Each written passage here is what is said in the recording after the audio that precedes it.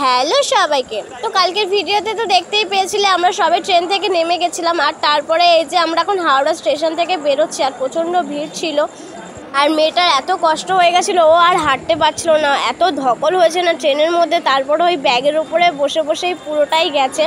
তারপর আমরা ট্যাক্সিতেও উঠে গেছিলাম, আর এতটা জ্যাম ছিল না, আর গাড়িটা বেরোতেও পারছিল না। আর এই যে আমরা হাওড়া থেকে এখন গাড়ি ছেড়ে দিয়েছে, আর রাস্তায় এতটাই জ্যাম ছিল না, আমাদের শিয়ালদায় ঢুকতে ঢুকতে প্রায় অনেকটাই সময় লেগে গেছিলো। আর ভিউটা এত সুন্দর লাগছিল। আর এই যে আমরা হাওড়ার ব্রিজের উপরেও উঠে গেছি, গঙ্গা দেখতে দেখতে চড়লাম শিয়ালদার দিকে। আর নিজেদের জায়গায় এসে তো একটা আলাদাই শান্তি অনুভব করা যায়। এখন শুধু ভাবছি কখন গিয়ে আমি বাড়িতে পৌঁছাবো, আর একটু মায়ের হাতে রান্না খেয়ে আর ঘুমাবো। আর এই যে এখানে লেখা আছে আই লাভ কলকাতা। আমরা প্রায় চলে এসেছি শিয়ালদা, আর শিয়ালদাতে না আমরা ঢুকেও গিয়েছি। এরপরে শিয়ালদা প্ল্যাটফর্মে উঠতেই দেখি আমাদের ক্যানিং ট্রেনের বোর্ড দিয়ে দিয়েছিল। আর এতটাই কম সময় ছিল, আমি আর কোনো ভিডিও ক্লিপই নিতে পারিনি। ঝপ করে টিকিট কেটে আর যে প্ল্যাটফর্মে আমাদের ট্রেন দিয়ে দিয়েছিল আমি চলে গেছিলাম।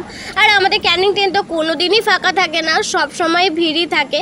আর এই যে আমাদের না শিয়ালদা থেকে ট্রেনও ছেড়ে দিয়েছিল।